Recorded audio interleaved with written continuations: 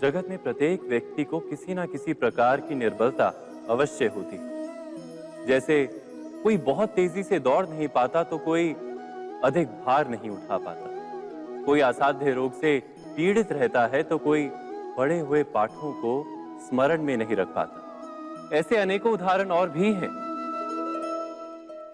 क्या आप किसी ऐसे व्यक्ति को जानते हैं जिसे सब कुछ प्राप्त हो और हम जीवन की उस एक निर्बलता को जीवन का केंद्र मानकर जीते हैं? इस कारणवश हृदय में दुख और असंतोष रहता है सदा। निर्बलता मनुष्य को जन्म से अथवा संजोग से प्राप्त होती है, किंतु उस निर्बलता को मनुष्य का मन अपनी मर्यादा बना लेता है। किंतु कुछ व्यक्ति ऐसे भी होते हैं जो अपने पुरुषार्थ और श्रम से उस निर्बलता को पराजित कर देते हैं। क्या भेद है उनमें और अन्य लोगों में? क्या आपने कभी विचार किया है? सरल सा उत्तर है इसका। जो व्यक्ति निर्बलता से पराजित नहीं होता, जो पुरुषार्थ करने का साहस रखता है हृदय में, वो निर्बलता को पार कर जाता है। अर्थात निर्बलता अवश्य ईश्वर देता है, किंतु मर्यादा मनुष्य का मन ही निर्मित करता है। स्वयं विचार कीजिए।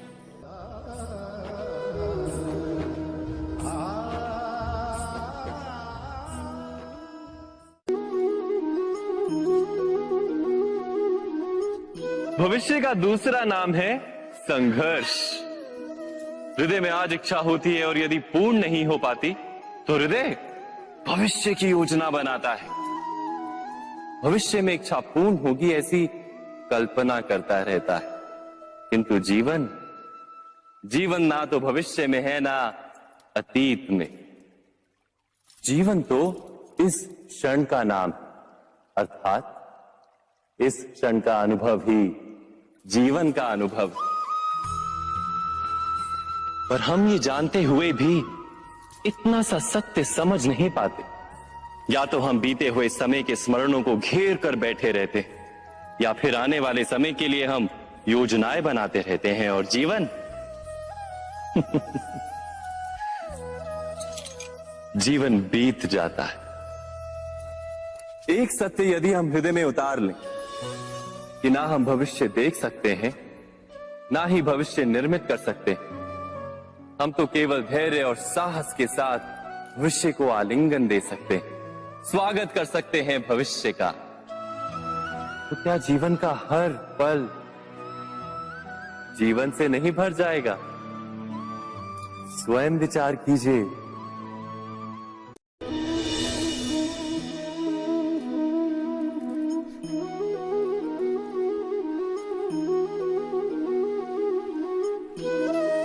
ज्ञान प्राप्ति सदा ही समर्पण से होती है, यह हम सब जानते हैं। किंतु समर्पण का वास्तविक महत्व क्या है? क्या हमने कभी विचार किया? मनुष्य का मन सदा ही ज्ञान प्राप्ति में विभिन्न बाधाओं को उत्पन्न करता है। कभी किसी अन्य विद्यार्थी से ईर्ष्या हो जाती है, कभी पढ़ाए हुए पाठों पर संदेह जन्मता है और कभी गुरु द्वारा दिया गया दंड मन को अहंकार से भर देता है। नहीं, क्या ऐसा नहीं होता? न जाने कैसे कैसे विचार मन को भटकाते हैं और मन की इसी अयोग्य स्थिति के कारण हम ज्ञान प्राप्त नहीं कर पाते। मन की योग्य स्थिति केवल समर्पण से निर्मित होती है। समर्पण मनुष्य के अहंकार का नाश करता है, ईर्ष्या, महत्वाकांक्षा आदि भावनाओं को दूर कर हृदय को शांत करता है और मन को एकाग्र करता है। वास्तव में ईश्वर की सृष्टि में ना ज्ञान की मर्यादा है ना ज्ञानियों की। गुरु दत्तात्रेय ने तो गाय और श्वान से भी ज्ञान प्राप्त कर लिया था। अर्थात विषय ब्रह्म ज्ञान का हो या जीवन के ज्ञान का या गुरुकुल में प्राप्त होने वाले ज्ञान का, उसकी प्राप्ति के लिए गुरु से अधिक महत्व है उस गुरु के प्रति हमारा समर्पण। क्या ये सत्य नहीं?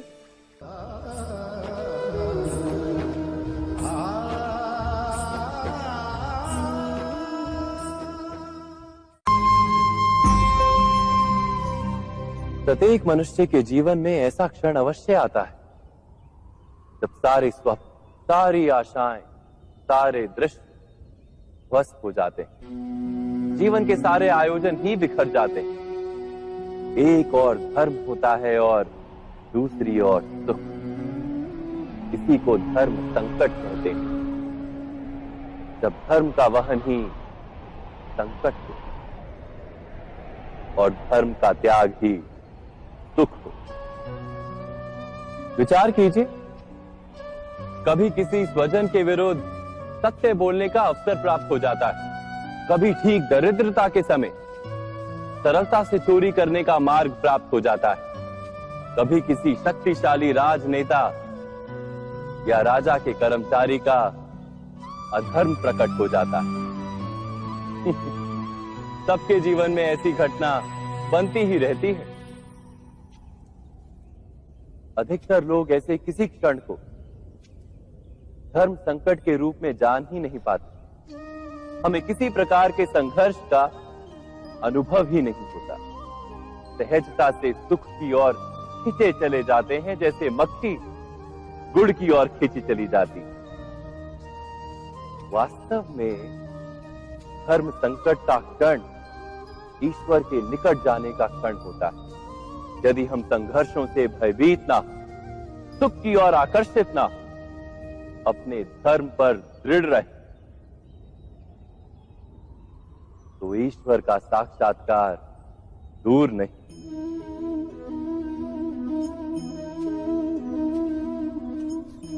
पवन से युद्ध करने वाला पत्ता यदि पेड़ से गिरता है तो भी आकाश की ओर उठता है। पवन से झुकने वाली घास वहीं भूमि पर रह जाती है। अर्थात धर्म संकट से यदि हम संकट को ही टाल दें तो सुख तो मिलता है, जीवन बढ़ता है, किंतु क्या चरित्र नहीं टूटता? क्या आत्मा दरिद्र नहीं हो जाती? क्या ईश्वर से अंतर नहीं हो जाता? स्वयं विचार किए। दो व्यक्ति जब निकट आते हैं तो एक दूसरे के लिए सीमाएं और मर्यादाएं निर्मित करने का प्रयत्न अवश्य करते हैं। हम यदि सारे संबंधों पर विचार करें तो देखेंगे कि इन सारे संबंधों का आधार यही सीमाएं हैं जो हम दूसरों के लिए निर्मित करते हैं। और यदि अनजाने में भी कोई अन्य व्यक्ति इन सीमाओं को तोड़ता है तो उसी क्षण हमारा हृदय क्रोध से भर जाता है। इन सीमाओं का वास्तविक रूप क्या है? क्या हमने कभी विचार किया? सीमाओं के द्वारा हम दूसरे व्यक्ति को निर्णय करने की अनुमति नहीं देते, अपना निर्णय उस व्यक्ति पर थोपते हैं, अर्थात किसी की स्वतंत्रता का अस्वीकार करते हैं। और जब स्वतंत्रता का अस्वीकार किया जाता है तो उसका हृदय दुख से भर जाता है। और जब वो सीमाओं को तोड़ता है तो हमारा हृदय क्रोध से भर जाता है। क्या ऐसा नहीं होता?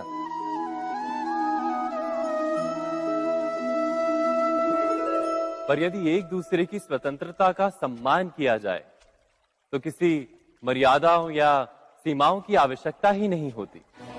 अर्थात जिस प्रकार स्वीकार किसी संबंध का देह है, क्या वैसे ही स्वतंत्रता किसी संबंध की आत्मा नहीं? स्वयं विचार कीजिए। सबके जीवन में ऐसा प्रसंग अवश्य आता है कि सत्य कहने का निश्चय होता है हृदय में, किंतु मुख से सत्य निकल नहीं पाता। कोई भय मन को घेर लेता है। किसी घटना अथवा प्रसंग के बारे में बात करना या फिर स्वयं से कोई भूल हो जाए उसके बारे में कुछ बोलना, क्या ये सत्य है? नहीं, ये तो केवल तथ्य है। अर्थात जैसा हुआ था वैसा केवल बोल देना सामान्य सी बात। किंतु कभी कभी उस तथ्य को बोलते हुए भी भय लगता है। कदाचित किसी दूसरे की भावनाओं का विचार आता है मन। दूसरे को दुख होगा ये भय भी शब्दों को रोकता है। तो ये सत्य क्या है? क्या हमने कभी विचार किया है? जब भय रहते हुए भी कोई तथ्य बोलता है तो वो सत्य कहलाता है। वास्तव में सत्य कुछ और नहीं, केवल निर्भयता का दूसरा नाम है। और निर्भय होने का कोई समय नहीं होता, क्योंकि निर्भयता आत्मा का स्वभाव है। अर्थात क्या प्रत्येक क्षण सत्य बोलने का क्षण नहीं होता?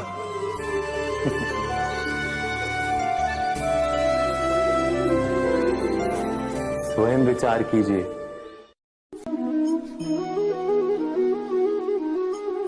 श्रेष्ठता का क्या अर्थ है? श्रेष्ठता का अर्थ है दूसरों से अधिक ज्ञान प्राप्त करना। अर्थात मूल्य इस बात का नहीं कि स्वयं कितना ज्ञान प्राप्त किया, मूल्य इस बात का है कि प्राप्त किया हुआ ज्ञान अन्य लोगों से कितना अधिक है। अर्थात श्रेष्ठता की इच्छा ज्ञान प्राप्ति को भी एक स्पर्धा बना देती है। और स्पर्धा में विजय अंतिम कब होती है?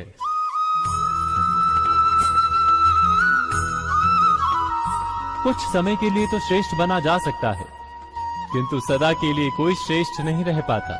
फिर वही असंतोष, पीड़ा और संघर्ष जन्म लेता है।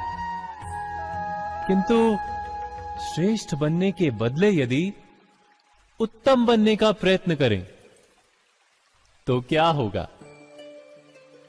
उत्तम का अर्थ है कि जितना प्राप्त करने योग्य है वो सब प्राप्त करना, किसी से अधिक पाने की इच्छा से नहीं, मात्र आत्मा की तृप्ति हेतु कुछ प्राप्त करना।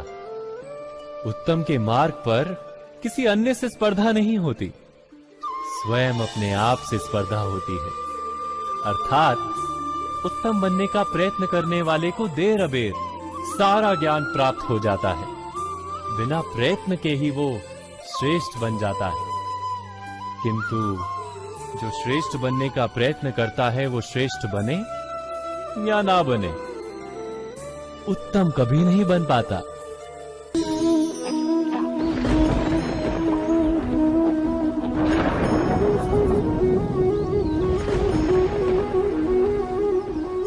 सपनों और पूर्वाभासों के आधार पर हम भविष्य के सुख दुख की कल्पना करते हैं। भविष्य के दुख का कारण दूर करने के लिए हम आज योजना बनाते हैं। किंतु कल के संकट को आज निर्मूल करने से हमें लाभ मिलता है या हानि पहुंचती है? ये प्रश्न हम कभी नहीं करते। सत्य तो ये है कि संकट और उसका निवारण साथ जन से, व्यक्ति के लिए भी और सृष्टि के लिए भी। नहीं, आप अपने भूतकाल का स्मरण कीजिए, इतिहास को देखिए। आप तुरंत ही ये जान पाएंगे कि जब जब संकट आता है तब तब उसका निवारण करने वाली शक्ति भी जन्म लेती है। यही तो जगत का चलन है। वस्तुतः संकट ही शक्ति के जन्म का कारण है। प्रत्येक व्यक्ति जब संकट से निकलता है तो एक पद आगे बढ़ा होता है, अधिक चमकता है, आत्मविश्वास से अधिक भरा होता है, न केवल अपने लिए अपितु विश्व के लिए भी। क्या ये सत्य नहीं? वास्तव में संकट का जन्म है एक अवसर का जन्म, अपने आप को बदलने का, अपने विचारों को ऊंचाई पर करने का अवसर, अपनी आत्मा को बलवान और ज्ञान मंडित बनाने का अवसर। जो ये कर पाता है उसे कोई संकट नहीं होता, किंतु जो ये नहीं कर पाता वो तो स्वयं एक संकट है विश्व के लिए। विचार कीजिए।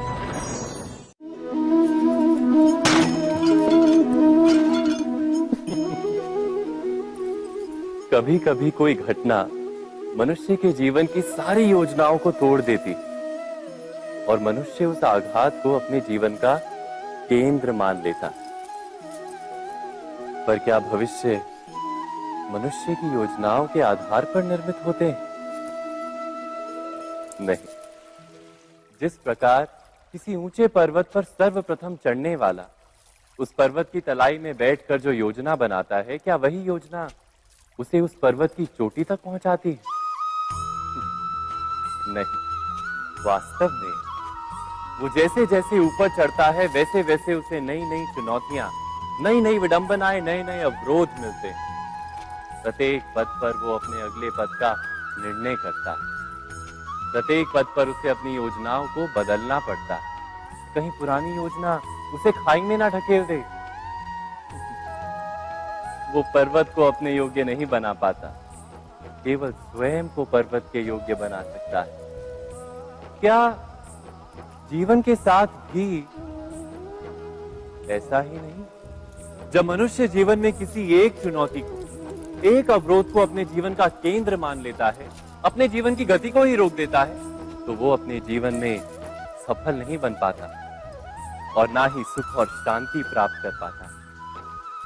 अर्थात जीवन को अपने योग्य बनाने के बदले स्वयं अपने को जीवन के योग्य बनाना ही सफलता और सुख का एकमात्र मार्ग नहीं। स्वयं विचार कीजिए।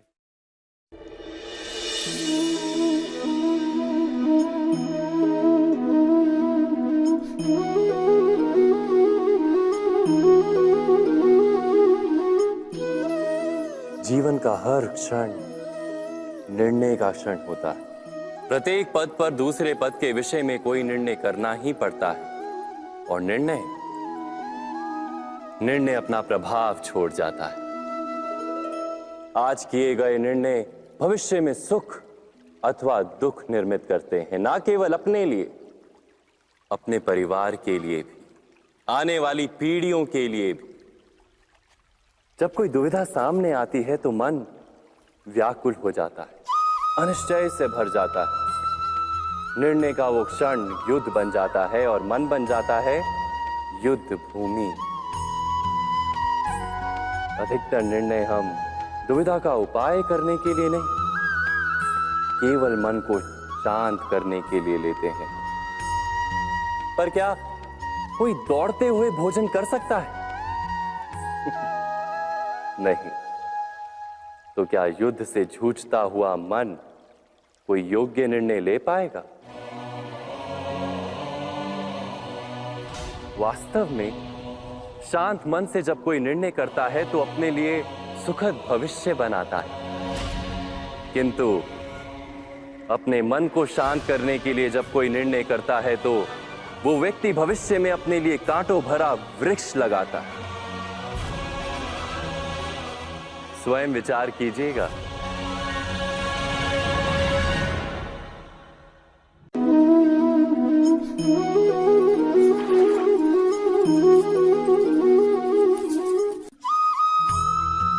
जीवन में आने वाले संघर्षों के लिए जब मनुष्य स्वयं को योग्य नहीं मानता, जब उसे अपने ही बल पर विश्वास नहीं रहता, तब वो सद्गुणों को त्याग कर दुर्गुणों को अपनाता है। वस्तुतः मनुष्य के जीवन में दुर्जनता जन्म ही तब लेती है जब उसके अंतर में आत्मविश्वास नहीं होता। आत्मविश्वास ही अच्छाई को धारण करता है। ये आत्मविश्वास है क्या?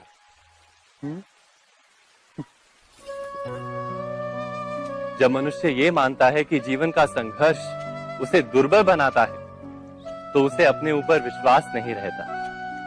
वो संघर्ष के पार जाने के बदले संघर्ष से छूटने के उपाय ढूंढने लगता है।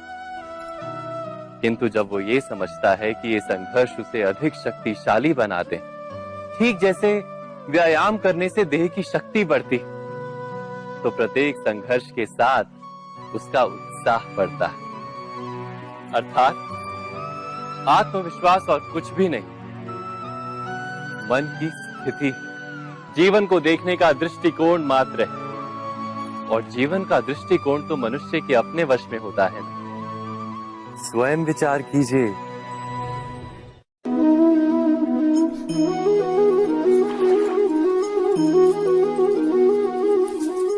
पिता सदा ही अपने संतान के सुख की कामना करते, उनके भविष्य की चिंता करते रहते। इसी कारणवश सदा ही अपने संतानों के भविष्य का मार्ग स्वयं निश्चित करने का प्रयत्न करते रहते। जिस मार्ग पर पिता स्वयं चला है, जिस मार्ग के कंकर पत्थर को स्वयं देखा है, मार्ग की छाया, मार्ग की धूप को स्वयं जाना है, उसी मार्ग पर उसका पुत्र भी चले, यही इच्छा रहती है हर पिता की। निस्संदेह उत्तम भावना है ये, किंतु 3 प्रश्नों के ऊपर विचार करना हम भूल ही जाते हैं।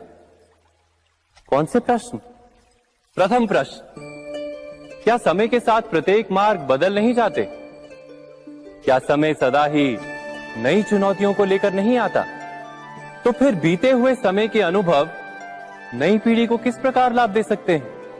दूसरा प्रश्न, क्या प्रत्येक संतान अपने माता पिता की छवि होता है? हाँ, संतानों को संस्कार तो अवश्य माता पिता देते हैं, किंतु भीतर की क्षमता तो ईश्वर देते हैं।